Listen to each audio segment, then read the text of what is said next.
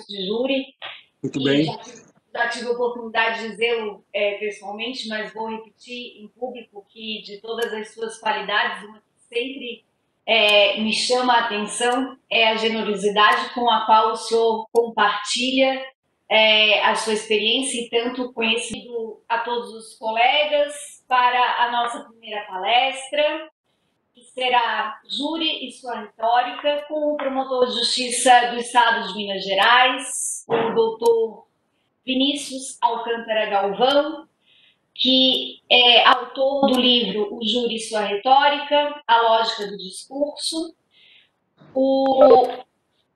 A palestra do doutor Vinícius será gravada. Ao final da palestra do doutor Vinícius, nós teremos um espaço para perguntas. As perguntas serão feitas todas via chat. Quem quiser já registrar os seus questionamentos pode fazer no decorrer da palestra. As perguntas serão apresentadas por mim ao final da palestra. Eu solicito novamente, relembro aos colegas que mantenham os microfones fechados para que não haja interferência. E passo de imediato a palavra ao doutor Vinícius, que já está conosco aqui desde as 10 horas da manhã, acompanhando a fala do doutor Edilson. Então, a palavra é toda sua, doutor Vinícius. Inicialmente, bom dia a todos. Quero dizer que é uma grande honra e uma satisfação participar desse encontro aqui com os colegas do Ministério Público do Estado de Santa Catarina. Eu quero agradecer ao doutor Alexandre, que fez o contato, na pessoa de quem eu estendo os cumprimentos a todos os demais participantes aqui dessa honrada mesa. Eu quero agradecer também ao doutor Edilson Mogenor Bonfim, que ele teve, eu tive a honra que ele prefaciou meu livro em 2017. O meu livro, Júri e sua retórica, a lógica do discurso, já está na 2ª edição, mas eu tive essa grande honra e o doutor Edilson é, sem dúvida, um dos maiores tribunos brasileiros de todos os tempos. Ele está numa pleiade, numa sessão restrita, juntamente com Evaristo de Moraes, com Evandro Lizen Silva e com os grandes promotores do júri, que são Roberto Lira e Cordeiro Guerra. Dizer que esse prazer é muito grande e essa satisfação. Nós vamos falar hoje sobre o júri e a sua retórica. A retórica é uma palavra que ficou desgastada, porque quando se fala em retórica hoje, há um sentido pejorativo.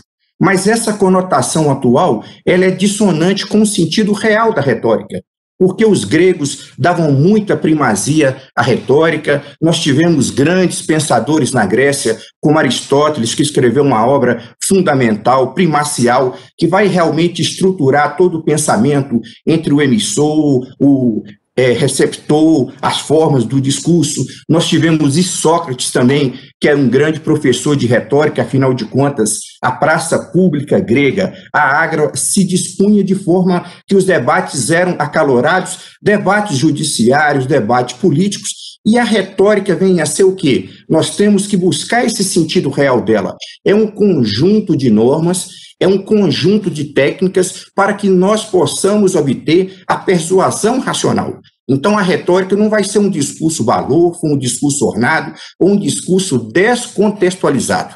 A contextualização é fundamental.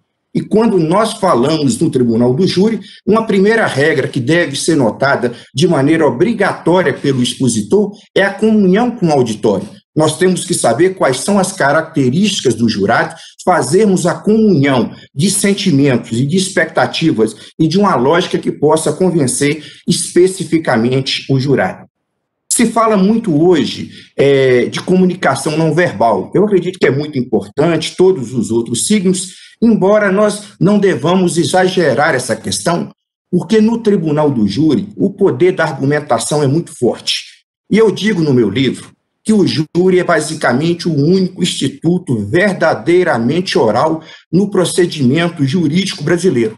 Por que isso? Quando nós trabalhamos em um processo que não é afeto ao Tribunal do Júri, nós sabemos que o juiz de direito, por ter um conhecimento específico, um conhecimento técnico, ele não vai dar uma atenção tão meticulosa às alegações das partes, como é aquela atenção que é dada pelo jurado, que é muito escrupuloso. Então, nós temos aquela frase de Jacques Derrida: você não tem acesso aos fatos, mas sim aos fatos interpretados. Então, essa manifestação faz com que o argumento assuma uma importância muito grande. Eu vou dizer, por exemplo, recentemente um colega me disse que ficou muito tempo sem participar das sessões do Tribunal do Júri. E ele estava diante de um homicídio na forma tentada. E ele diz: olha, eu me esqueci de dizer algo que é fundamental aos jurados. O que eu não disse? Porque quando o advogado disse assim: olha, se vocês desclassificarem, vocês vão passar essa decisão para o juiz togado. Era necessário que o promotor ressaltasse que essa manifestação do jurado, ao decidir a pergunta se assim agindo o réu deu início à execução de um crime de homicídio, que ele não passa a decisão para o juiz togado, porque no júri brasileiro, na nossa ordenação jurídica, só o jurado vai ter a competência para julgar ou para condenar um crime doloso na forma consumada ou tentada. Veja que esse é um argumento tão importante que, se ele não for mencionado no tribunal do júri, ele vai acabar tendo uma consequência danosa para o promotor, que me disse que deixou de mencionar esse argumento porque ele já tinha perdido, de determinada maneira, o cacuete da tribuna por estar algum tempo afastado. Nós sabemos que, realmente, quando se fica muito tempo sem fazer sessões do júri, há esse risco. Um outro argumento que eu faço questão de mencionar também aos jurados é a questão da posição do promotor. Eu digo, ora, o promotor é o primeiro juiz do fato.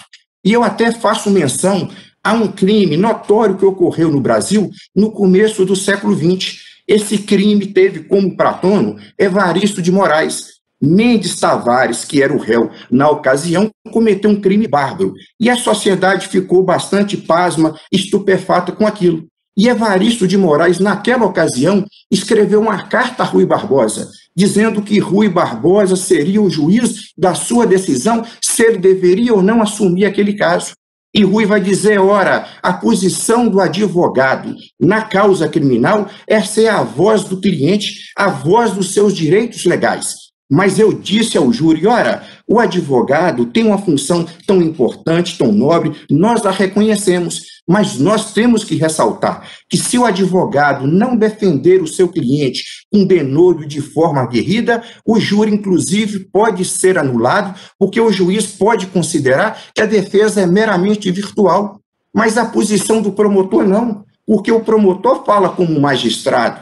E eu fiz questão de ressaltar, na Itália, quando se fala dos juízes Falcone e Antônio de Pietro, na verdade, eles não são juízes requeridos, eles são da magistratura requerente, eles são procuradores, de forma que o juiz, que o promotor é o primeiro juiz do fato, e se houvesse o menor titubeio de dúvida, a menor vacilação sobre a responsabilidade, eu estaria aqui a postular de forma diversa.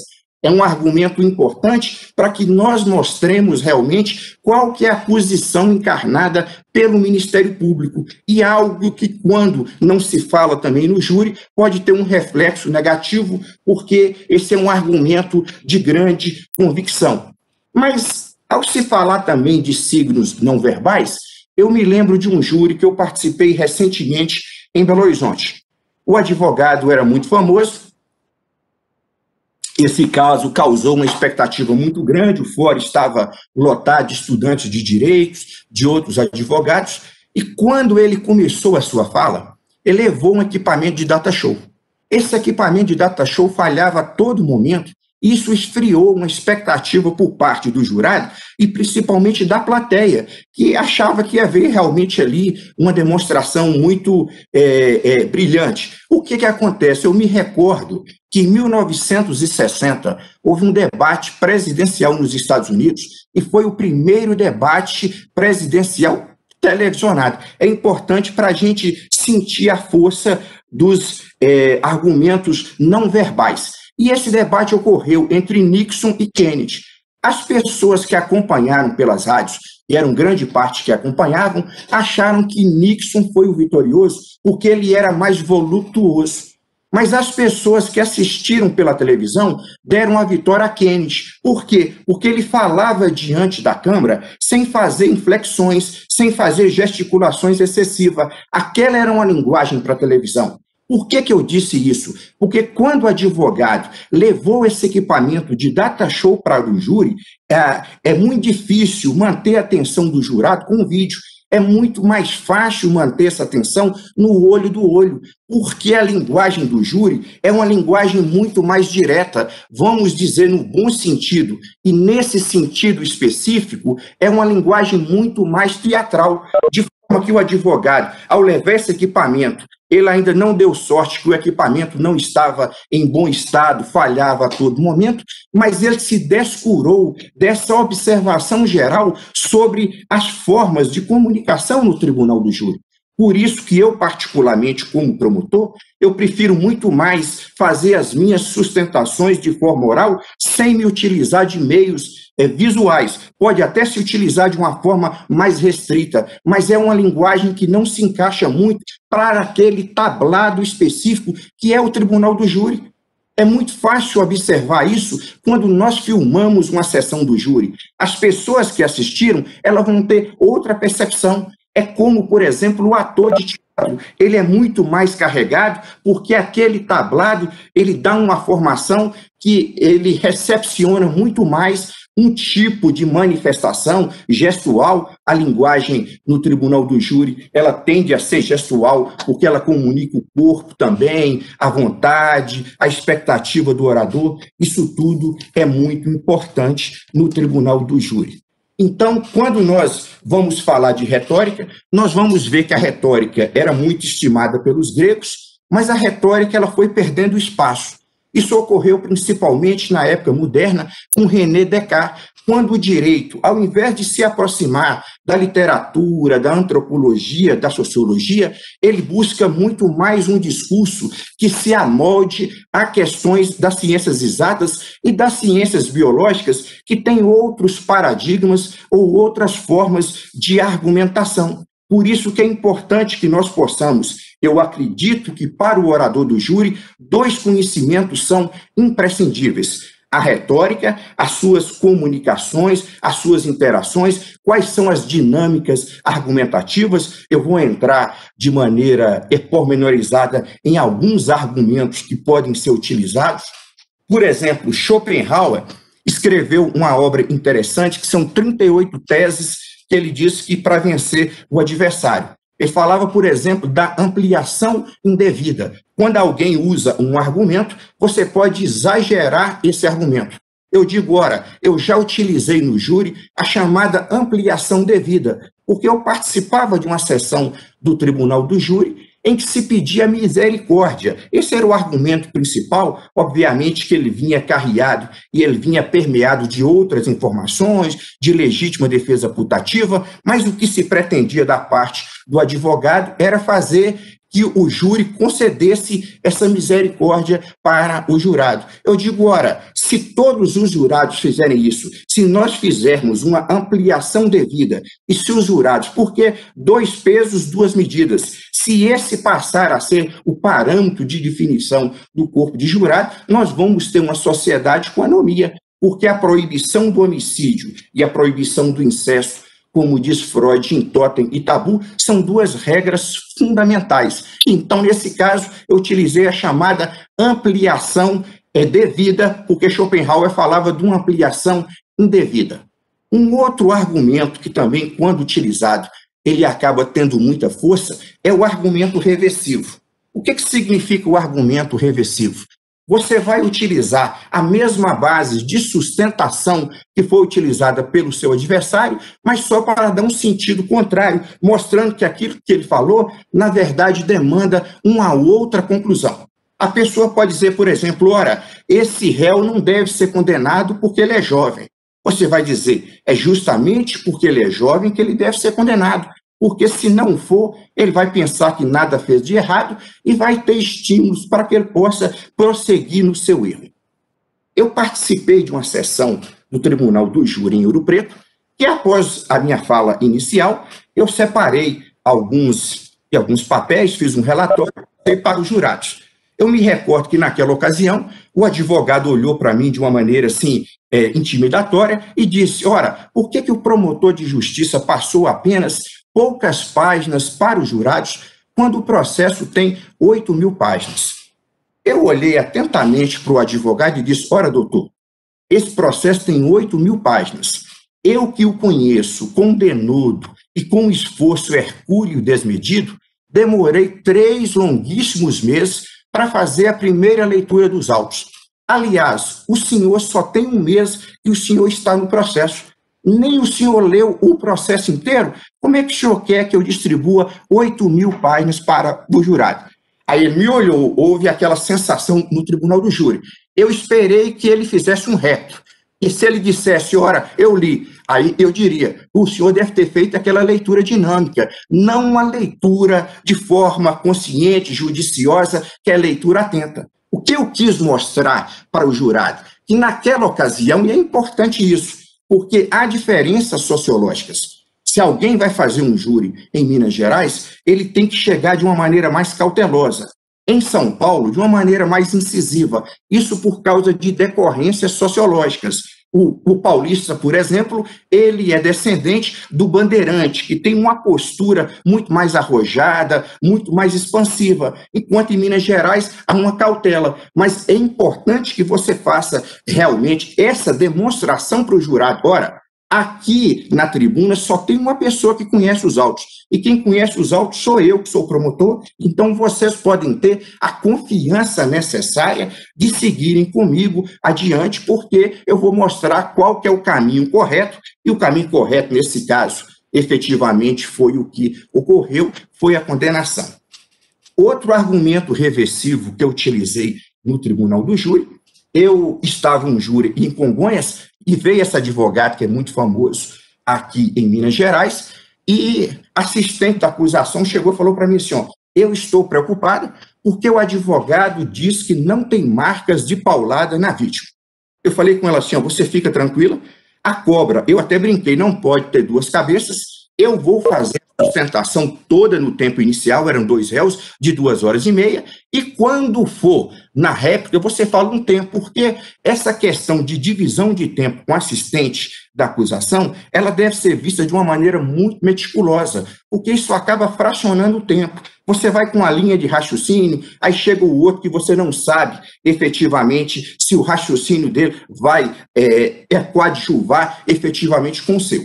Mas eu falei com ela, fica tranquila, porque a questão de medicina legal, para mim, é uma das mais caras, mais importantes. Se eu tivesse alguma dúvida, eu teria buscado o auxílio do médico legista na região, como eu já fiz de outras oportunidades.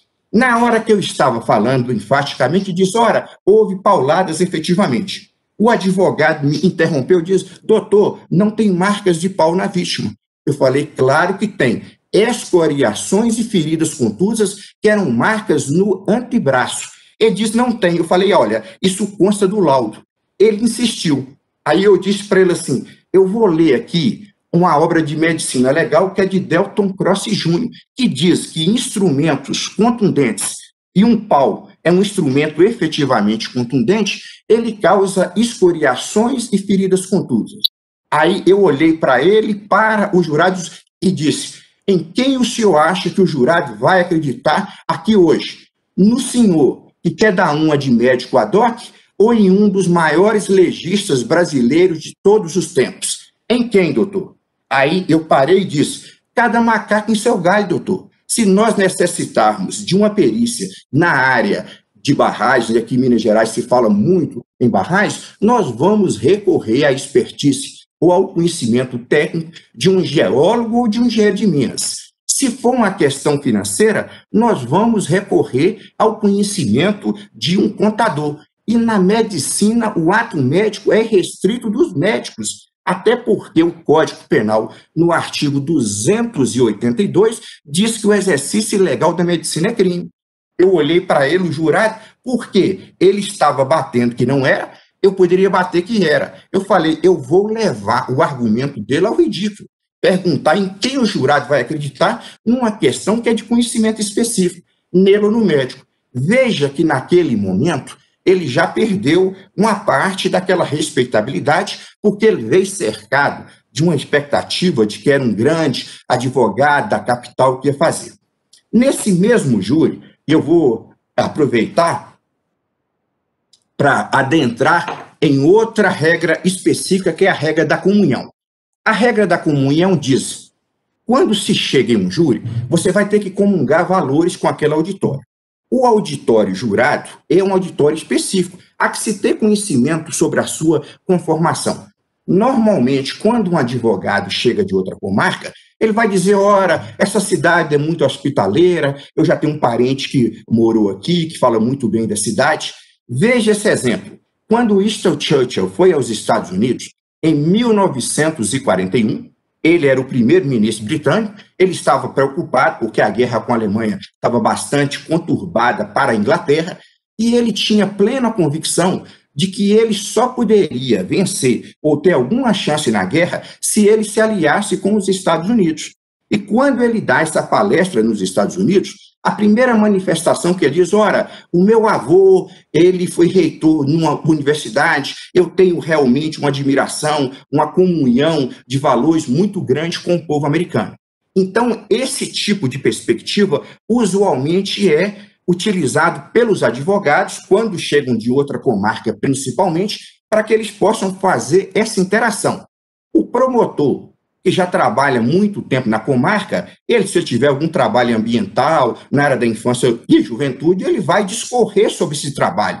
Porque é claro que a nossa posição enquanto profissionais, ela vai carregar uma respeitabilidade para aquilo que nós vamos falar. Quer dizer, as condições pessoais do emissor, daquele que emite a informação, também é muito importante. A despeito do mérito daquilo que é emitido, é uma característica de respeitabilidade que se passa. Nesse júri, o advogado ele fez uma pergunta a uma senhora de 82 anos se ela tinha sido atendida pelo Conselho Tutelar. Eu achei aquilo bastante estranho e fiz a anotação. Quando eu volto na réplica, eu digo: ora, o advogado perguntou a uma senhora de 82 anos se ela foi atendida pelo Conselho Tutelar. Eu tenho que ressaltar para ele, porque eu também sou promotor da infância e juventude, que o ECA cuida de crianças que são pessoas de 0 a 12 anos e de adolescentes que são de 12 a 18 anos. Portanto, doutor, o senhor errou por uma diferença drástica de 64 anos, o que não é pouca coisa. E eu vou dizer mais ainda, e nesse momento eu procurei desligar o sentimento de comunhão que ele tentou ligar no início da sua fala. Eu disse: ora, o senhor está rodando a sua metralhadora giratória para todos os lados.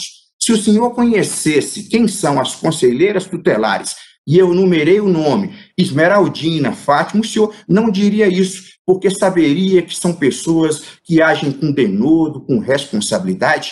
E nesse momento eu me virei para os jurados e disse: ora, algumas pessoas que chegam da capital acham que as pessoas do interior não são pessoas capazes, mas aqui no júri nós sabemos que tem empresários, engenheiros, pessoas de alta capacidade, com uma capacidade muito maior do que a maioria das pessoas que estão na capital. Veja que essa perspectiva, porque o júri ele tem duas perspectivas por parte do promotor.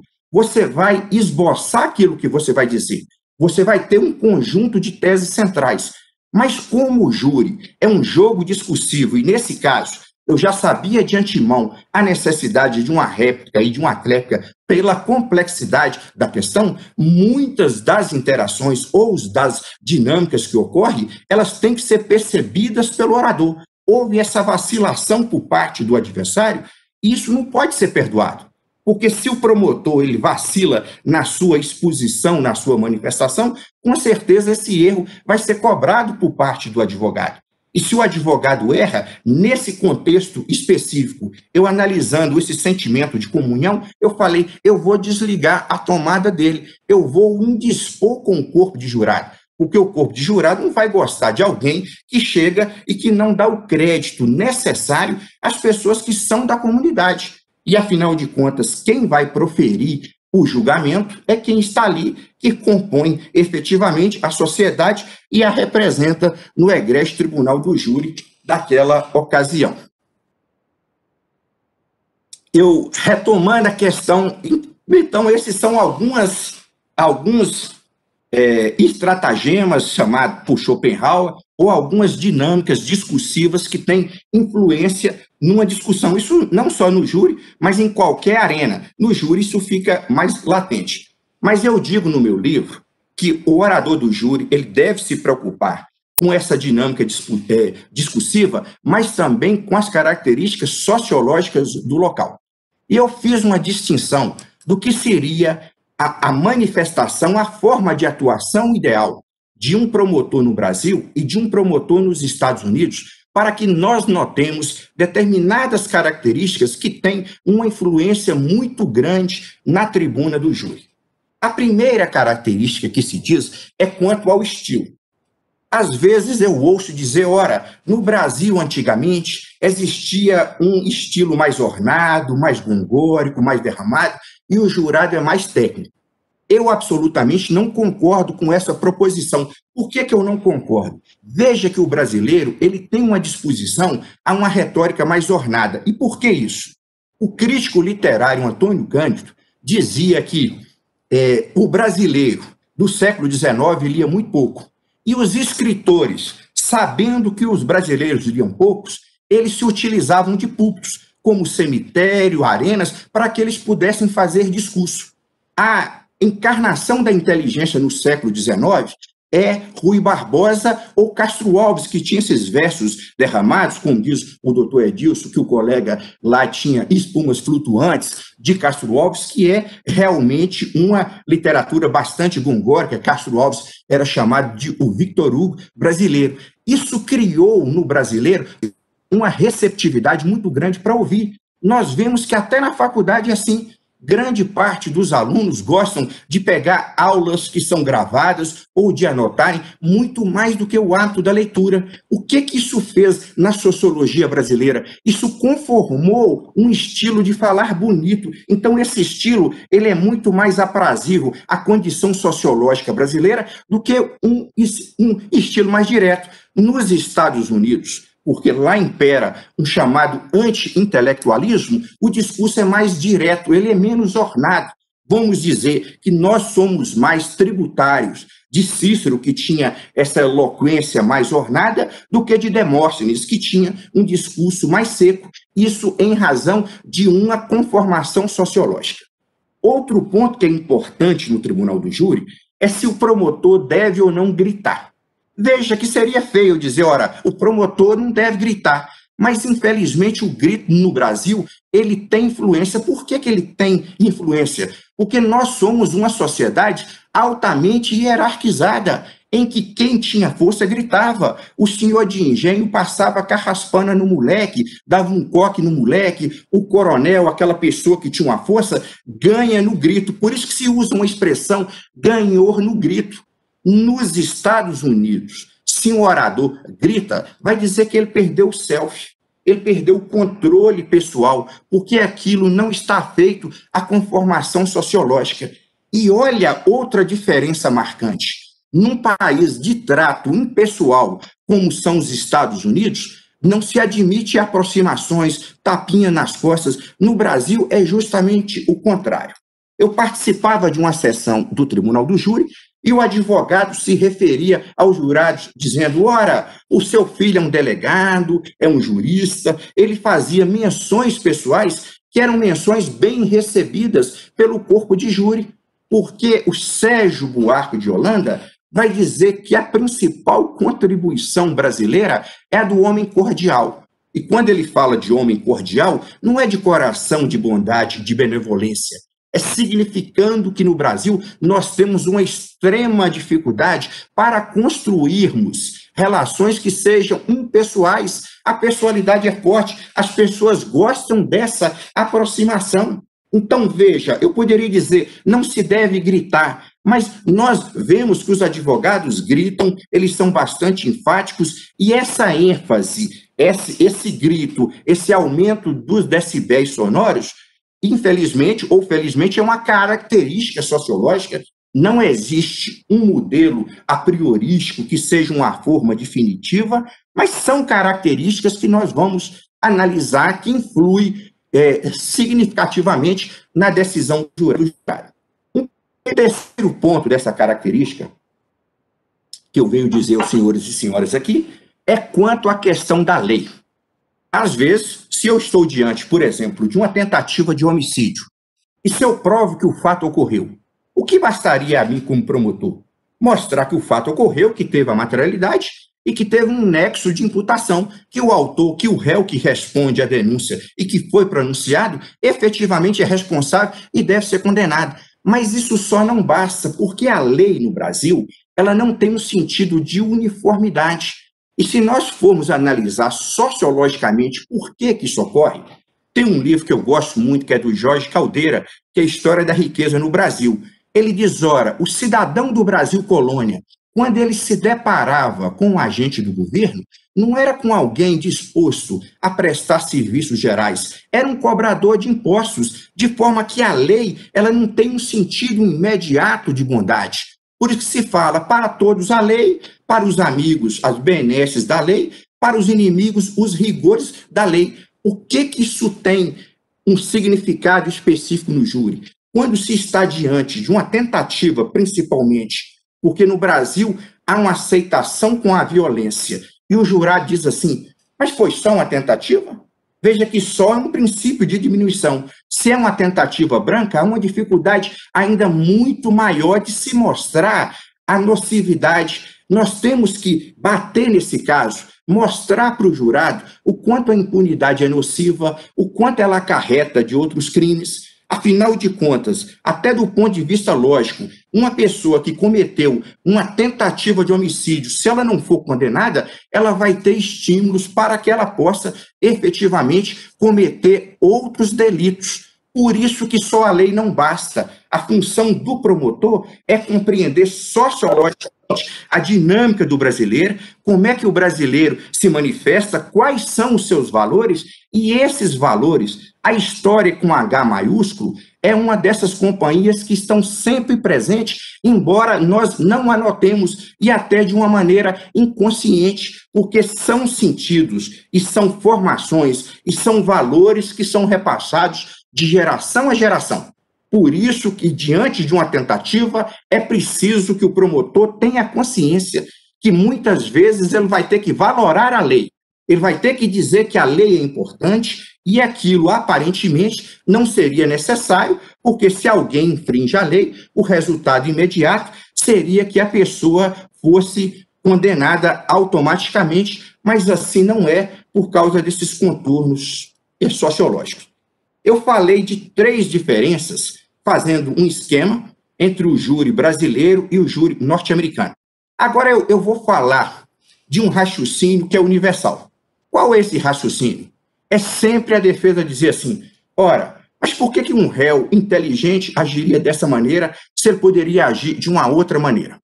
Eu fiz um júri em 2002, no começo da minha carreira, eu estava na comarca de Salinas. E o réu era um policial civil, era um detetive que tinha matado. E a vítima fazia um percurso, ela todo dia, ela tomava cachaças em alguns bares e retornava para sua casa. E aí a defesa diz assim, mas um réu inteligente, por que ele não esperou que ela fosse para a zona rural? Por que ele não a matou em um terreno baldio? Eu disse, ora, ele nunca ia para um terreno baldio, de forma que essa hipótese elencada ou trazida pela defesa é completamente cerebrina e ela não diz noção do que ocorreu efetivamente. Há uma série americana que está passando, eu não sei se algum dos senhores e senhoras já assistiu, chamada Making Murder, que eu acho interessante, que ela mostra um réu chamado Steve Avery. Ele foi condenado lá no estado de Wisconsin. E o advogado vai dizer assim, primeiro, porque eles queimaram o corpo, eles carbonizaram da vítima chamada Teresa Albert. E esse corpo foi carbonizado e foi juntado ali nas proximidades do ferro velho, que era de propriedade da família. Aí o defensor diz, mas não seria inteligente o réu agir dessa maneira. Só que quando eu li o livro, que também é de 2 autores norte-americanos, advogados, e eu vi a série, veja que foi feito um teste de QI nesse réu. Ele deu 69 pontos, de forma que uma pessoa normal tem que ter mais de 100. Então, esse réu, ele não é inteligente. Como é que a defesa vai exigir que haja um é comportamento ou pressuposto de inteligência e sem ele linkar isso a uma pessoa que seja inteligente. Aquela pessoa não é inteligente, então não seria normal que ela produzisse um ato inteligente. Essa manifestação sobre a psicologia do réu, eu acredito que é muito importante. Tem uma obra literária que eu admiro muito, que é Crime e Castigo, do grande escritor russo Fyodor Dostoiévski. E o personagem principal, o Raskolnikov, é um personagem que decide matar uma mulher que é agiota. E ele vai discutir se ele pode ou não matar, ele vai dizer, ora, por que eu não posso matar se Napoleão e outras pessoas já mataram? Ele está discutindo do ponto de vista moral se ele pudesse transpor o limite de uma regra do não matarás. Mas o ponto que é importante, que eu vou tocar com os senhores aqui, é que Raskolnikov diz assim, que não há uma dificuldade de cometimento do crime. A dificuldade é porque a maioria dos crimes são descobertos. Então, ele vai dizer que existe uma certa afetação nervosa que antecede imediatamente a ocorrência do crime, ocorre durante a ocorrência desse crime e um pouco depois. E que, se não fosse isso, os crimes não seriam descobertos. Então, ele vai executar essa mulher, que é a Liena Ivanov. Quando ele chega no lugar que ela morava numa república, ele deixa a porta da sala aberta, ele não percebe, ele acaba matando essa mulher e acaba matando a sua irmã. E o que ele faz? Ele não nota depois que a sua roupa está cheia de sangue, ele tinha deixado, ele não tirou do lugar o envelope que tinha o seu nome, porque ele tinha pegado um dinheiro emprestado dessa mulher e deixado um relógio penhorado. Então ele vai notar que ficou sangue, que ele ficou muito confuso com a situação. Eu me recordo que eu participei de uma sessão do Tribunal do Júri em Ouro Preto, em que o réu era um delegado de polícia. E veja que depois que ele praticou o fato, ele ficou com essa excitação nervosa. Ele começou a jogar as roupas da vítima na BR-040, que ele mora nas proximidades da BR-040. Ele ligou para um detetive sabendo se era ou não conveniente que ele fizesse um exame residuográfico. Por que isso é importante? E quando eu estava participando dessa sessão do júri, que esse réu era um delegado, eu disse, ora, é o mesmo comportamento de Raskolnikov, porque a retórica, Aristóteles dizia que quanto à disposição no tempo, ela é dividida em 3 modelos. Nós temos a retórica artística, quando eu vou, por exemplo, me manifestar sobre um objeto de arte, essa manifestação ocorre no tempo presente. Eu digo, esse quadro é bonito, ele é expressivo, ele é um quadro bem feito. Quando é uma atividade parlamentar, deliberativa, eu vou vigorar para o futuro, leis que vão reger situações que são importantes para uma comunidade. Mas a retórica judiciária, e essa que é importante, é uma retórica que vai reconstituir os fatos passados. Por que isso é fundamental? Porque eu tenho que saber qual a psicologia do réu que ocorre no momento em que o crime é efetivado. Se eu disser, ora, o réu é inteligente, o que existe ali é uma disputa de inteligência entre a polícia e o réu, eu vou cair nesse argumento que é utilizado pela defesa. Esse argumento é tão universal que ele foi amplamente utilizado no julgamento de O.J. Simpson nos Estados Unidos, que se formou uma banca de notáveis, e eles disseram, ora, como um homem inteligente como Simpson ia agir de uma maneira tão tosca? Mas Simpson, se ele matou efetivamente, ele foi absolvido desse processo, mas depois ele foi condenado por um processo civil, é pelo ciúme. O ciumento, ele não age pela inteligência, ele age pela emotividade. Então, se eu sou um operador jurídico, o que eu vou dizer? Eu vou ter que ir no iter criminis. Essa parte da processualística penal ou do direito penal é fundamental. O iter criminis, a preparação, a cogitação, a tentativa e a consumação. Nesse momento, eu vou visualizar que tipo de réu? Um réu que tem, como disse Dostoiévski lá, com Raskolnikov, uma excitação nervosa que fez com que ele se atrapalhasse, ele acabasse produzindo provas contrárias a ele, ou um réu que agiu estritamente utilizando a inteligência. Então, por isso que esse raciocínio que os advogados, às vezes, elencam no tribunal do júri, de dizerem, ora, Por que um réu inteligente agiria dessa maneira? Nós temos, e a função do promotor do júri é fazer essa psicologia do criminoso, porque nós vamos reconstituir os fatos, mas nós temos que descrever quais são as características humanas que agiram naquela situação. E essa reconstituição pretérita, vendo no intercrime esse réu agindo com essas características, é fundamental para que nós possamos dar a compreensão. Foi o que eu consegui fazer no júri em Ouro Preto, nos Estados Unidos. A famosa banca de notáveis que foi feita para defender O.J. Simpson acabou conseguindo emplacar esse raciocínio que é de grande peso e que é sempre utilizado. E também o réu, por que ele mata de uma maneira não tão inteligente? Ele não é, às vezes, muito inteligente, como eu citei nesse caso de Mackay Modra, a psicologia do criminoso. Há também uma pressa para o cometimento do crime. Nessa situação que eu estava lá em Salinas, existia uma pressa porque a vítima, quando ficava embriagada, ela falava coisas de outras pessoas que supostamente estariam fazendo desfalques na Sociedade São Vicente de Paulo da cidade. Então, existia uma pressa e a certeza também da impunidade, porque os réus hoje, eles sabem que eles contam com todas as dificuldades de apuração. Nós sabemos que nessa carnificina que vive o Brasil, em torno de 60 mil pessoas por ano, que é mais do que o número de soldados americanos mortos na guerra do Vietnã em 7 anos, nós sabemos que uma parte ínfima consegue realmente ser levada ao tribunal do júri para que possa ser feita a aferição em decorrências das dificuldades logísticas da polícia, do receio que as testemunhas têm de prestarem as suas declarações. Entrando especificamente de novo na dinâmica da lógica discursiva, nós vamos ver que algo fundamental que nem sempre é utilizado no tribunal do júri é a clareza. O expositor ele tem que ser claro. Qual que é a sua tese principal? Você tem que delineá-la e ter a condição de expô-la para o jurado. O Winston Churchill, que eu citei anteriormente, ele dizia, ora, se você tem algo importante, você diga. Aí você diga de novo. Finalmente, você volte uma terceira vez e bata, para que aquilo fique claro, porque a sutileza, quais são os elementos importantes de convicção? A repetição e a insistência.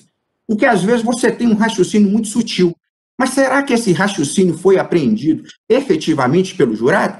Se esse raciocínio é importante, você deve repeti-lo várias vezes. Claro que utilizando outros ornamentos, de forma que você não vá enfastiá-lo, mas para que isso fique conscientizado, gravado no jurado, qual é a prova importante, qual é um fundamento que você tem para colocar. Por isso que eu acredito que as técnicas da insistência e da repetição são mais importantes do que a concisão, porque a concisão, essa brevidade, você requeriria uma comunhão de entendimentos com aquele que te ouve. E você sabe que o jurado, você não vai exigir que ele tenha essa inteligência tão fina para que ele possa captar. Então, você vai auxiliá-lo a entender efetivamente e a comungar que aquilo que você quer, você realmente sendo claro. Uma vez um colega disse que tinha um raciocínio muito bom, mas que ele estava meio amorfo. Então, ele voltou na réplica nervoso, porque o promotor tem que mostrar indignação. Cordeiro Guerra tem um artigo fundamental. A Arte de Acusar, um artigo curto, eu acho que todo mundo já deve ter lido. Quem não leu, eu acho que é de uma leitura obrigatória. Ele fala que a fala do Ministério Público ela tem que se lastrear em 3 pontos. Uma exposição clara. Você tem que dizer aquilo que você quer dizer. Você tem que saber que as pessoas entenderam o que você quer dizer. Ele diz uma argumentação cerrada e psicológica. Você tem que ir fundo. E, no final, uma peroração.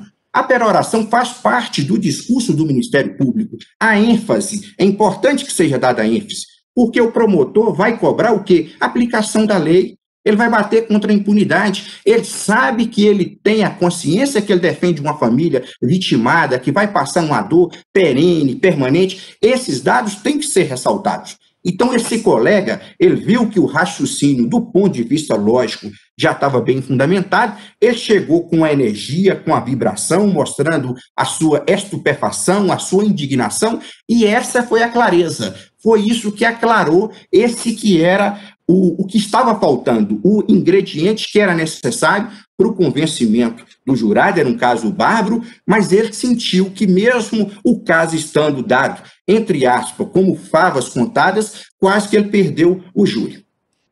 Outro elemento de grande importância é o chamado elemento presença. O que significa isso? Nós temos que trazer a realidade do crime para a mente do jurado. Se eu disser, ora, o réu matou Pedro, ele deu uma facada em Pedro. Não, ele trespassou uma faca no pescoço. O sangue escorria, houve um esgojamento, houve uma situação trágica. Eu me lembro, quando eu trabalhava em Salinas, no interior de Minas Gerais, que os réus jogaram uma pedra contra o carro. O carro das vítimas virou, o carro tombou. Quando as vítimas tombaram, elas ficaram com a cabeça para baixo. Eles chegaram e começaram a chutar a cabeça da vítima. Eu digo, ora, eles agiram sem qualquer piedade. Eu fiz uma citação de um texto que eu acho belíssimo, que é de Rousseau, que ele diz, ora, a piedade é a primeira das virtudes, porque ela é natural. É aquilo que faz com que eu não sinta regozijo, eu não sinta prazer em ver meu semelhante sofrer, pois todo aquele que sofre é meu irmão em alguma coisa. Eu digo, ora, mas o réu agiu sem qualquer comiseração, ele esfacelava a visualização facial da vítima, que estava ali com a cabeça que balouçava entre as ferragens, de forma que eu fiz a consideração de trazer o elemento presença, para mostrar como o fato ocorreu. Veja como isso é comum na televisão. Quando tem uma grande tragédia, o que o repórter busca? Aquela Dona Maria, uma pessoa na casa mostrando a realidade, como é que sofre. Porque você, ao comungar de um sentimento próximo e visualizar o aspecto qualitativo daquela dor, você tende a comunicar com aquilo muito mais do que se você ouvir uma simples estatística. Eu dizer, ora, 20 pessoas foram soterradas. Se eu mostrar uma pessoa que teve um filho soterrado, uma dor de uma mãe, aquilo vai falar de uma maneira muito mais pungente. Então, eu tenho que ter esse elemento presença. E esse elemento, ele está consubstanciado com emoção. Por que com emoção? Nós temos que ver a característica do júri. Como é que o júri julga? Ele é um ato concentrado. Ele é um ato que as pessoas vão, o réu é levado, ouve-se as testemunhas, tem um debate. O jurado, ele julga incomunicável, não vai comunicar com o seu colega, porque no júri americano eles podem ficar, hipoteticamente, meses decidindo quem é culpado ou não. Há um debate que esfria as emoções, mas aquela emoção que foi explicitada, pouco tempo depois vai ser julgado o fato. Então, a emoção é um sentimento que cala muito, que ele fala muito forte às pessoas. E se fala assim, o júri é emotivo. Ora, se o júri fosse expandido para as outras áreas, e eu acredito que é o que deveria ocorrer no Brasil para nós alargarmos a competência, porque o júri significa, fundamentalmente, a participação da sociedade numa ação soberana, de ação de dar justiça, como diz Spinoza, uma vontade constante e perpétua de dar a cada um aquilo que é seu. Se o júri julgasse, como já julgou, um delito de economia popular, ele não vai bradar. Se você vai dizer sobre um crime fazendário, você não vai fazer interjeções. Mas se você fala sobre a morte, como é que você vai descalibrar esse sentimento? Como é que você vai dizer a uma mãe que assiste um julgamento? Eu participei de uma sessão do júri, foi um dos fatos que mais me deixou perplexo e pasmo e chocado em minha vida. Porque o filho gritava, ele tinha recebido um tiro, a vítima. Ele chegou na porta dos pais. Quando ele chegou, a mãe abriu essa porta. Quando a mãe abriu a porta, o réu deu um tiro no filho que estava nos braços da mãe. Eu falei, olha que maldade elevada à potência. Isso me faz lembrar da imagem da Pietate Michelangelo, quando Nossa Senhora abraça Jesus, porque esse é um sentimento puro na sua essência. Eu vou descalibrar, desmilinguir e ir para uma explanação tendencialmente cerebrina, se eu sou membro do Ministério Público, que devo aclarar? Claro que a fala do promotor não pode ser sem a lógica, porque a lógica é a rainha das provas, como diz Henrico Ferri, uma fundamentação cerrada, uma questão da perícia dita e demonstrada efetivamente. Mas quem vai obviamente, querer descalibrar essa emoção é a defesa naquela situação, porque está diante de um fato que é um fato chocante. E se a defesa tiver a condição, ela vai usar. Porque no julgamento de Pistorius, na África do Sul, o que eles fizeram? Isso foi até questionado. Ele tirou a prótese dele para que ele andasse arrastando até o tribunal. E disseram, ora, mas isso era necessário? Mas a defesa fez, para ver se aquilo, quando doía, batia no coração dos julgadores. Então, nós achamos aqui que o advogado vai ter qualquer titubeio, qualquer vacilação em utilizar algo que lhe seja desfavorável? E dizer, ora, mas o Ministério Público utiliza da emoção no tribunal do júri. Mas como não utilizar? Como eu vou dizer para uma mãe? Porque muitas me disseram, ora, o meu filho é como se fosse o meu coração que pulsava além das minhas entranhas. E eu tenho uma citação que às vezes eu faço no tribunal do júri, dizer, ora, olha na peça, no grande livro, seminal do nosso ocidente, da literatura mundial, que é a Ilíada de Homero, porque na guerra de Troia, o bravo guerreiro Heitor, que era filho do rei Príamo, foi morto por Aquiles. E o que Aquiles fez? Porque Aquiles matou Heitor? Porque Heitor tinha matado Patroclo, que era o seu amante. E ele levou o corpo de Heitor para o acampamento dos gregos ou dos aqueus. E Príamo se vestiu de indigente e foi lá, velho. E quando ele falou assim, eu vim buscar o corpo de meu amado filho. Aquiles o olhou e disse, ora, mas você é um velho fraco, eu posso matá-lo com um breve empurrão. Ele disse, mas você acha que eu me importo com alguma coisa? A minha vida perdeu completamente o valor. Eu quero o corpo do meu filho, porque os gregos, e nós damos importância aos corpos, porque nós temos que dar identidade, um funeral, o dia de finados. E Aquiles se apiedou do sentimento de um pai que, despido da sua condição primacial, pediu o corpo do seu filho. E a guerra foi interrompida por 12 dias. E eu disse no tribunal do júri, para que fossem feitas as exéquias e celebrações fúnebres para o bravo e valoroso guerreiro Heitor, filho do rei Príamo de Troia. Neste mesmo júri, a defesa tinha pedido que a família não pudesse utilizar e as camisas com fotografias das vítimas. Eu já antevendo essa possibilidade, isso é um completo e rematado absurdo. Até porque isso é um direito consagrado pelos tribunais. Eu tinha mostrado à juíza antes decisões do STJ, do STF, dizendo que desde que a manifestação seja silenciosa, ela é possível. Eu disse isso tanto é assim que no direito britânico é lida a declaração de impacto familiar. Antes do julgamento é preciso que a família escreva qual que é o impacto que aquela morte vai acarretar numa família.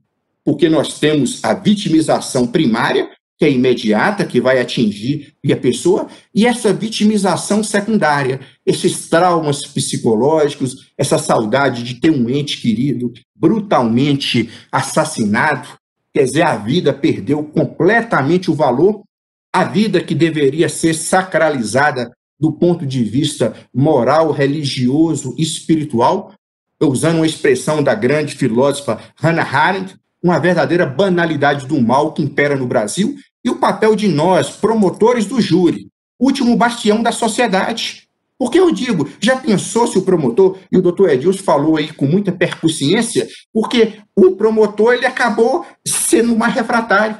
Aquela ênfase está sendo deixada de lado. Mas a sociedade, se ela não contar, porque quanto de nós não recebe? Eu recebo telefonemas de mãe de vítima. E eu tenho a consciência que todas me respeitam profundamente, porque eu digo para elas, eu só dou 110% meu em júri, eu não dou 100%, eu só entro com 110%, você pode ter a certeza. E quando uma mãe me disse, ora, será que eu coloco um assistente? Eu digo, olha, se você quiser colocar, você coloca. Eu não recomendo, porque, sinceramente, às vezes o assistente vem, ele não está acostumado. Eu fui participar de um júri que o assistente falou assim, eu acho que tem coisa inexplicável aí. Eu falei, doutor, eu sou o Ministério Público, eu não coloco coisa incondicional, não, eu tenho que fazer certeza que... Mas é aquele cacuete que vem de lá para cá, e às vezes... Mas eu digo para as mães, ora, elas sabem que elas nos respeitam, porque elas veem que o promotor que ama realmente a função do tribunal do júri, que se entrega ali, vai dar tudo. que tem de possibilidades vai esgotar. Eu digo, ora, se eu não fui além, é por falta de capacidade intelectual, mas jamais por falta de considerações volitivas. A vontade do promotor tem que ser efetiva e nós somos o último bastião, porque nós defendemos a última ratio, a lei, a interdição. E eu falava de Dostoiévski, eu vou até aproveitar para pegar o outro gancho, porque eu digo que Dostoiévski, em Crime e Castigo, é uma obra assim genial. Ele fala sobre essa questão do crime ser ou não percebido. Então ele vai dizer dessa apreensão antes ou depois na psicologia do criminoso. Eu participei de uma sessão recente do júri em Congonhas, e era um irmão que tinha matado o outro. E o irmão que matou era o arrimo de família, uma pessoa muito boa.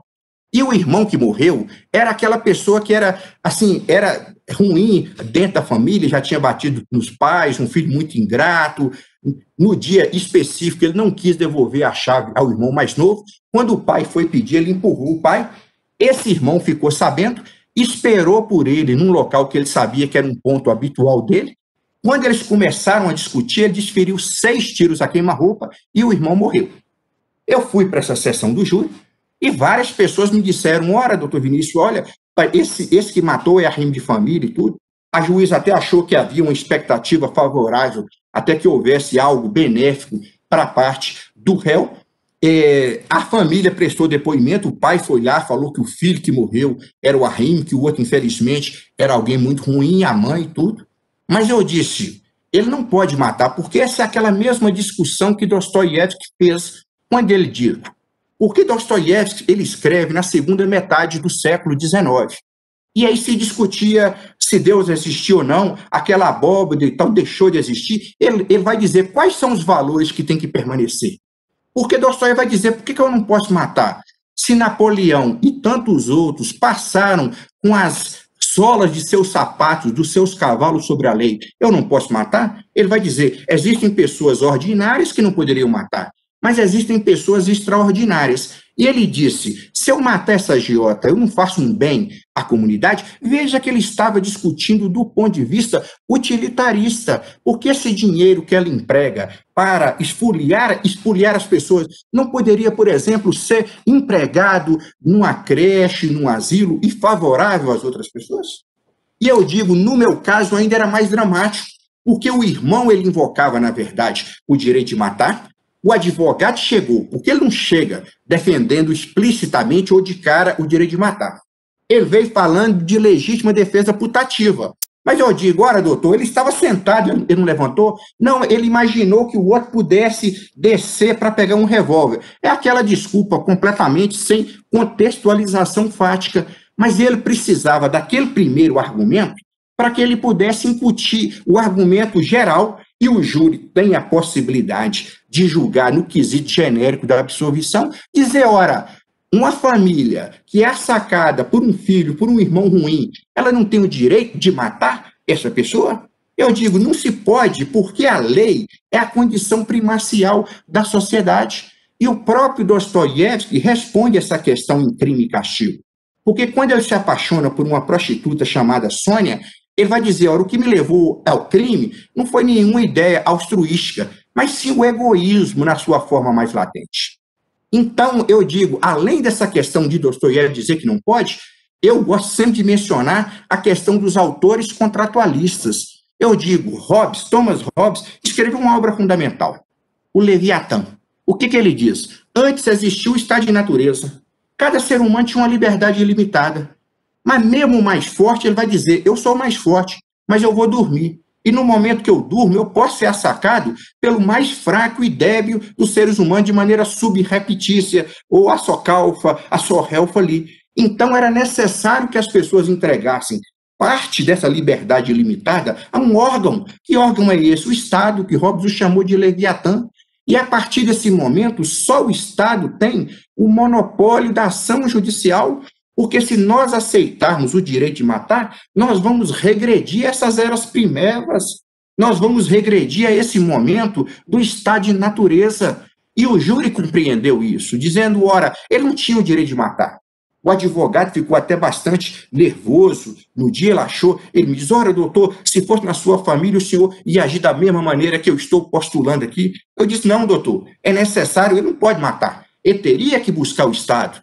Ah, mas o Estado não daria essa resposta eficiente. Mas se nós abrirmos mão e dizermos, ora, você tem uma querela, você leva ao Poder Judiciário, uma vez que haja o trânsito em julgado, essa decisão pacifica os conflitos. A decisão do Poder Judiciário, que é inerte, é de pacificação, então nós não podemos aceitar. Então, quando eu fiz esse júri, eu não imaginava que eu fosse presenciar no tribunal do júri essa defesa do direito de matar, mas ela está presente, às vezes, de uma maneira mais escalonada, de uma maneira não tão visível a primeiro momento, mas uma discussão muito forte que eu consegui responder ali, baseado no pensamento do grande escritor russo Fyodor Dostoiévski. Uma das questões também são as chamadas partes do discurso. Do que um discurso é formado? Então, Aristóteles, a obra retórica, é fundamental. Ele vai dizer que um discurso tem o proêmio, que é o preâmbulo, a parte inicial, depois ele tem a exposição e as provas, e nós temos a finalização, que é a peroração, ou o fecho do discurso. Essa parte inicial do proêmio, eu acho que é importante, quando o promotor vai fazer os cumprimentos ao juiz e tudo, obviamente tem que fazer de uma maneira educada, mas eu já aproveito essa parte para dizer que o crime impera no Brasil. Quando eu digo, ora, nós temos aqui a polícia militar que faz um esforço hercúleo para combater uma criminalidade que cada vez mais assaca as pessoas, de forma que mesmo no momento de apresentação, você vai cumprimentar o advogado, você tem que ser educado, isso é fundamental, mas ali você já dá umas pinceladas, ali você já fala sobre o crime, porque a fala do promotor é uma fala que vai na prova, que vai mostrar que o fato ocorreu, mas é uma fala evocativa, porque a sociedade, se deixar, ela fica amorfa. Então você vai dizer, há uma necessidade de condenação. Eu acredito que já é importante, no momento desse preâmbulo, desses cumprimentos, já deixar um recado ali, porque senão você vai perder alguns minutos ali e você já dá um tom, você já dá um enfoque daquilo que você vai dizer. Um discurso, ele é feito de quê? De uma preparação, e às vezes se fala da inspiração. Fala, olha, hoje eu estava pouco inspirado, mas o profissional que trabalha no júri, ele tem uma série de condições, de argumentos que ele vai utilizar, que ele já sabe que são úteis. Por exemplo, esse argumento que eu mencionei para vossas excelências aqui da tentativa. Se não explicar que essa passagem de responsabilidade para o juiz significa, na verdade, uma condenação por lesão corporal, o jurado pode ficar tentado a dizer, é melhor eu passar uma responsabilidade para o juiz togado, que na visão dele possui muito mais capacidade para julgar, do que ele julgar. Então é importante dizer, essa já é uma tomada de decisão. Você não passa a responsabilidade. Ao fazer isso, você já está decidindo que não é uma tentativa de homicídio, isso é um absurdo, porque foi algo atroz, algo que merece uma reprimenda, uma resposta enérgica por parte da sociedade e do Poder Judiciário. Outra questão, que é um argumento que eu acho que é importante, é desfocar a atenção para pontos periféricos. Quando a defesa percebe que a prova é desfavorável para ela, ela vai desfocar. Aí você vai retomar, falar, não, ó, você falou isso aqui, mas vamos retomar. Esse que é o central, que o réu foi lá e matou, porque às vezes eu ouço isso muito no tribunal do júri. Aí o réu diz assim, eu agi em legítima defesa. Mas como o senhor agiu em legítima defesa se o senhor se armou e foi até a casa da vítima? A arma não surgiu ali por pirlim-pim-pim, não passe de mágica, não. A arma foi municiada. Uma vez um réu, ele estava chorando com o rosário entre as mãos. Eu digo, ora, eu respeito o sentimento religioso alheio. Mas se no dia do crime ele tivesse com esse rosário, nada tinha acontecido, porque ele iria para uma igreja. Mas ele estava com esse facão aqui, ó, e não teve a menor piedade da vítima que tem filhos de tenra idade, que precisa de seu apoio, sobretudo, paterno, financeiro, emocional. Essa que é a realidade. Aí ele vai dizer, eu estou em tentativa de homicídio, Mas se a arma foi arregimentada, foi preparada, você a municiou e você se dirigiu para o local nesse intercrime, como é que você vai malversar as palavras? Isso seria realmente uma absurdidade semântica, é preciso deixar, é preciso fazer, isso seria realmente algo teratológico aqui, dizer que alguém que se municia, que se prepara e que se dirige à casa de outrem para matar, agiu em legítima defesa. São situações que a gente tem que enfocar de uma maneira direta para que o jurado entenda. Então, são argumentos que dão força no tribunal do júri. Mas a inspiração, você vai dizer, ora, o profissional que ele é experimentado, ele vai saber as citações que ele vai usar em determinados contextos. Claro que tem dia que a pessoa pode estar mais inspirada ou não. Eu vejo que na mitologia grega, por exemplo, como é que se explica a inspiração? Zeus era um grande mulherengo, né? Zeus tinha a sua mulher oficial, mas ele tinha casos com várias mulheres. E ele passou 9 noites com Menemósima. Menemósima é a deusa da memória. E daí surgiram as 9 musas, de forma que a inspiração surge basicamente da memória.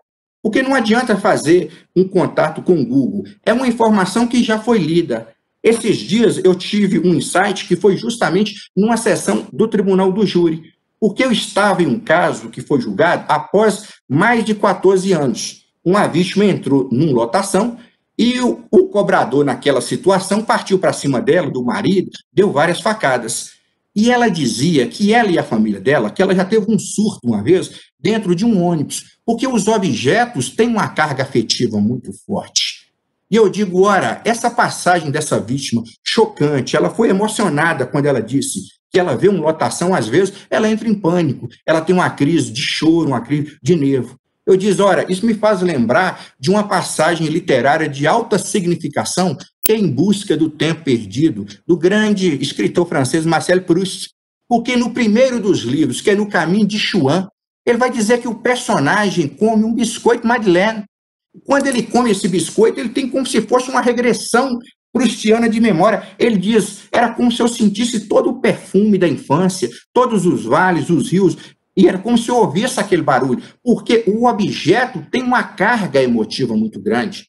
Eu digo aqui, diferente dessa afetação benévola que foi de Marcel Proust, quando ela, vítima, entra dentro de uma lotação e ela precisa entrar, porque ela é uma trabalhadora, que ela não tem um salário alto, ela precisa da condução para que ela possa se locomover e exercer as suas atividades laborais, ela tem como se fosse uma crise de consciência. O objeto evoca nela o quê? Crime. Aí eu digo, ora a consequência do crime se prorrogando no tempo. Porque o fato aconteceu há 14 anos. Tem marcas anatômicas, mas há marcas que estão inscritas na tessitura de sua alma, de sua estrutura psicossomática, que não vão se esvair. Então, é preciso caracterizar isso. Então, a situação da inspiração, ali me veio essa imagem, e as imagens são bastante fortes, e eu citei a imagem, puxei também para o viés da pena e da consequência da pena, e da extensão da pena na vida das pessoas, para mostrar o quanto um crime é destrutivo. Isso é importante que o Ministério Público relate. Outra questão que se fala é quanto às perorações.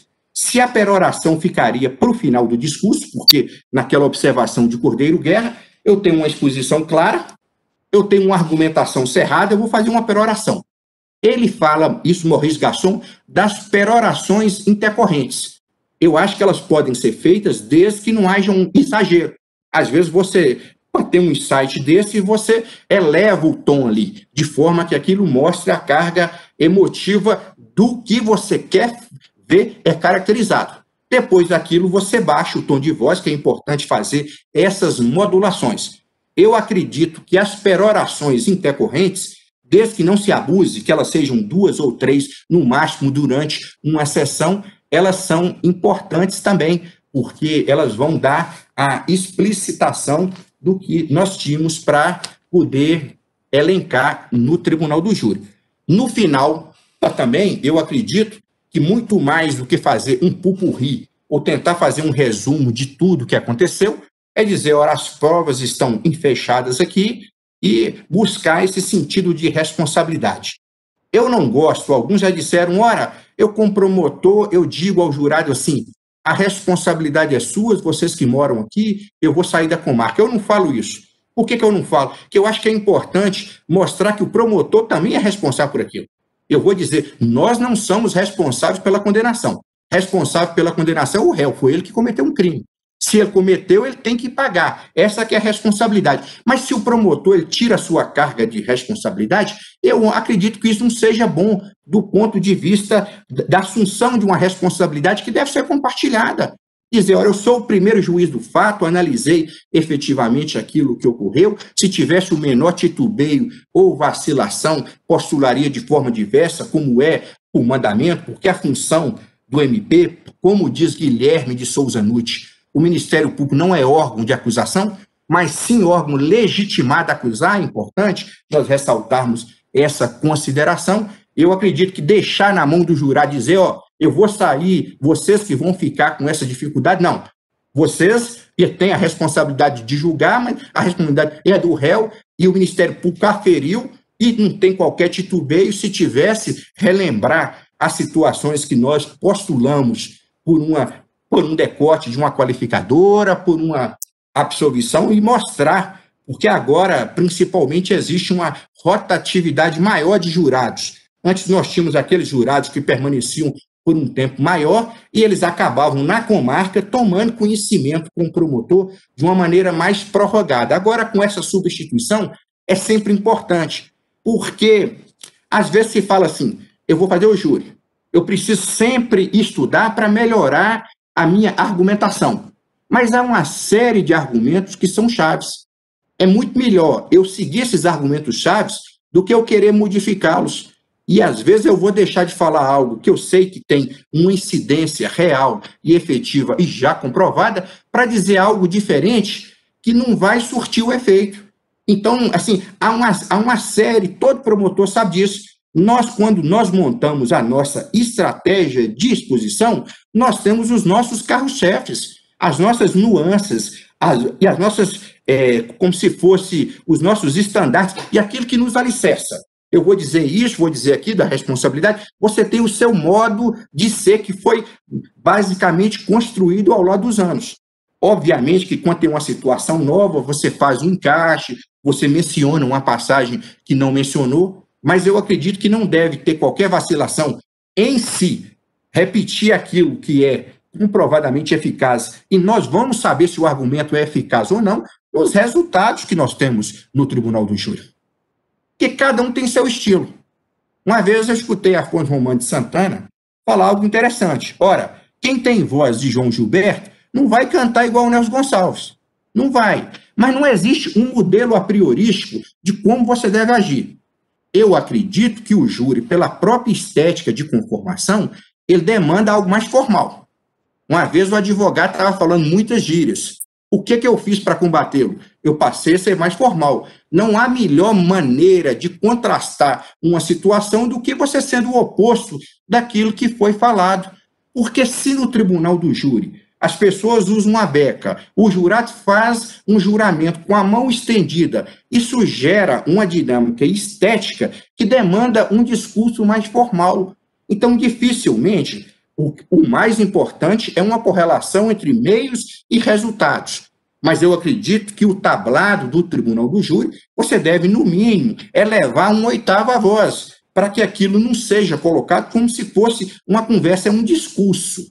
E o discurso do promotor, que é um discurso evocativo, lógico, mas um discurso que demanda responsabilidade, que chama, que vai colocar as nuances, que vai trazer a realidade penal brasileira, as nuances pandêmicas dessas mortes que assolam, que vitimam a sociedade brasileira de uma maneira cruenta, praticamente 10, 8 vezes mais do que o número por 100 mil habitantes dos países adiantados. Eu fiz uma sessão do Tribunal do Júri em Piranga, que depois que acabou, lá era homicídio simples. Eu digo, ora, nunca devia se usar esse nome. Homicídio nunca deveria se acoplar ao nome simples. Como o réu, por exemplo, quando eu digo, ora, o réu mentiu. Disse no Brasil que o réu tem o direito de mentir. Eu defendo a posição americana. Ele poderia ficar em silêncio. Mas se ele mente, ele falta com dignidade ao respeito ao tribunal. Eu digo, ora, mentira e verdade são coisas tão inconciliáveis que se a mentira entrar por essa porta, a verdade e a justiça têm que saltar pela janela. Mas, infelizmente, no Brasil, nós temos que conviver com essa falácia que o réu tem o direito de mentir. Nós deveríamos adotar de lege ferenda o crime de perjúrio, não que fosse fazer uma diferença substancial quanto às penas práticas, mas mostrar que você tem que ter respeito, porque a mentira é algo que corrompe, que estiola. Dizer, ora, o réu tem o direito de mentir, tem o direito de fugir, e o cidadão de bem tem o direito de quê? Então é importante dizer, nós não podemos conviver com esses discursos que são discursos amorfos e que são discursos que não correspondem à lógica, porque não é possível que se tenha o direito de mentir. E os réus mentem, é importante nós ressaltarmos isso aos jurados. Tem uma fala de Cordeiro Guerra que eu acho muito interessante, que diz, olha, a primeira reação de um réu é a negativa. É a criança pega com a mão na compoteira. Ela coloca a mão para trás, instintivamente diz, não fui eu. A segunda é a justificativa. Eu digo ao juiz, se o réu entrar em um supermercado para furtar um pacote de biscoito e ele for flagrado pelo sistema de vigilância eletrônica, ele vai dizer que ele furtou para matar a fome da família, que foi furto famélico ou algo parecido.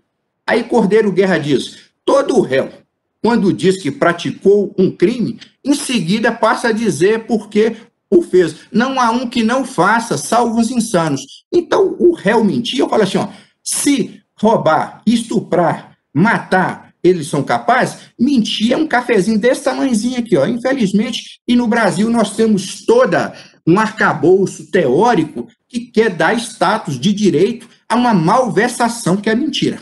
Porque direito é um sentido de ordenação.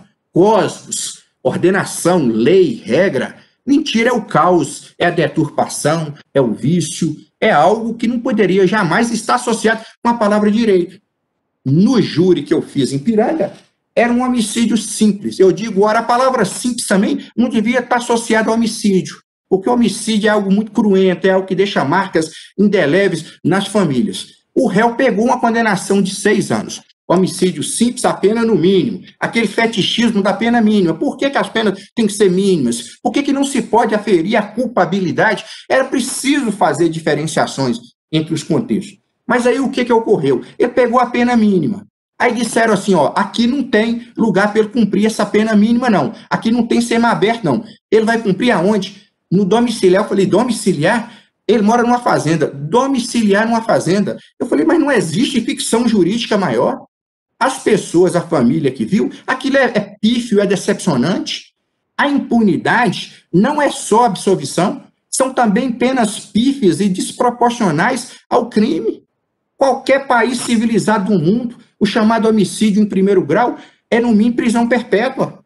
Não sou favorável à pena de morte, mas nos Estados Unidos, 36 estados as adotam. Agora, prisão perpétua no Brasil, ele matar, ficar numa prisão domiciliar dentro de uma fazenda, que a capacidade de aferição ali é nenhuma. E no fim, ele estava na rua fazendo, quer dizer, isso faz com que haja um descrédito, porque se o homicídio é o mais gravoso, como diz Nelson Hungria, é a mais gritante e aviltante agressão contra o senso moral médio de civilização, e se nós vemos livremente transitando, indo e vindo, de uma maneira sem qualquer empecilho ou sem qualquer óbice, aqueles que ceifaram a vida das pessoas, nós vamos estar numa anomia de valores, e é essa, né, que é a nossa missão, muito nobre, a missão do Tribunal do Júri. Eu não sei se eu passei do meu tempo aqui, mas eu vou usar mesma desculpa do doutor Edilson Mogenor Bonfim. Nós, promotores do júri, nós temos um defeito, a gente começa a falar, se alguém não chegar e fechar o botão nosso aqui, você vai querendo continuar falando, assim, a gente não olha muito tempo, não, então, mas esse eu acho que é um defeito, assim, é compartilhado por todos aqui, de forma que não vai ser ressaltado de maneira tão grande, porque é um defeito comum.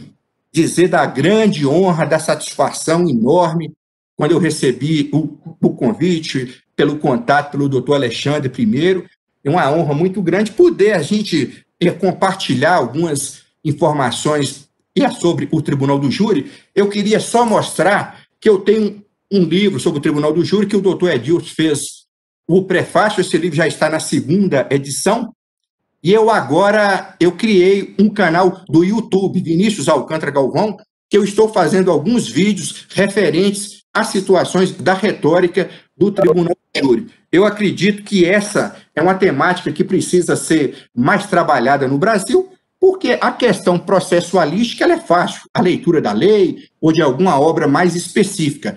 Realmente, o nó górdio do júri, a sua dificuldade ou a sua fluência maior é quanto à construção de um discurso que seja ponderado e respeitado do ponto de vista lógico. Se nós vamos ou não obter êxito naquilo que se postula, é outra situação.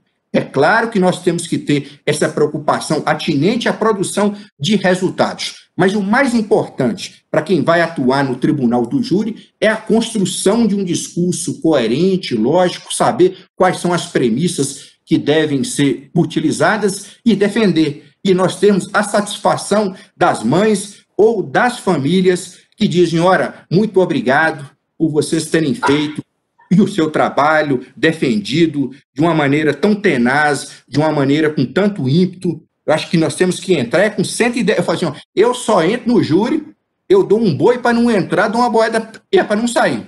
A hora que fala que tem um júri, eu falo, nossa, um júri com 4.